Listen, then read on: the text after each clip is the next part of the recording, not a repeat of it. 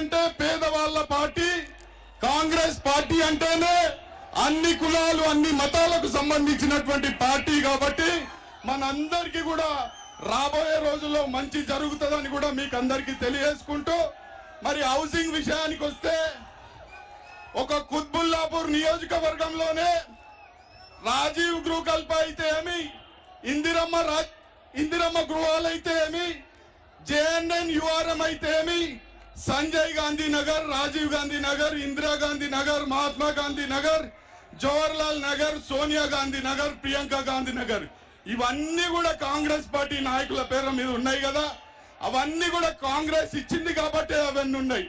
గడిచిన 10 సంవత్సరాలుగా మన ప్రాంతంలో ఎక్కడన్నా కేసీఆర్ కాలనీ ఉన్నదా, కేటీఆర్ కాలనీ ఉన్నదా, కవిత కాలనీ ఉన్నదా?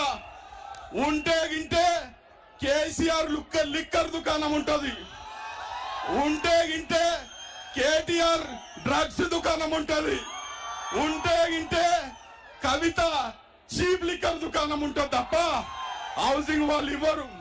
తప్పకుండా రాబోయే రోజుల్లో మనందరికీ మంచి జరుగుతుంది. ఇక్కడ విపరీతమైనటువంటి పాపులేషన్ పెరిగిపోయి మరి పొల్యూషనే కానీ ట్రాఫిక్ కానీ ఉంది కాబట్టి చాలా మంది మరి ఓవర్ బ్రిడ్జ్లు ఫ్లైఓవర్స్ అడుగుతా ఉన్నారు. సార్, ప్రగతి నగర్ నుండి జేఎన్టీయూ వరకు ఒక ఫ్లైఓవర్ కావాలి. విపరీతమైనటువంటి ట్రాఫిక్ పెరిగిపోయింది. బాచ్పల్లి నుండి హైదర్ నగర్ వరకు ఒక మెట్రో కావాలి. అదే విధంగా మేడ్చల్ వరకు కూడా ఒక మెట్రో అయితేనే ఈ పాపులేషన్ మనం తట్టుకోగలుగుతామని మేము వెళ్ళినప్పుడు, ప్రజల దగ్గరికి వెళ్ళినప్పుడు వాళ్ళు వివరిస్తా ఉన్నారు. ఇంకా చాలా సమస్యలు ఉన్నాయి.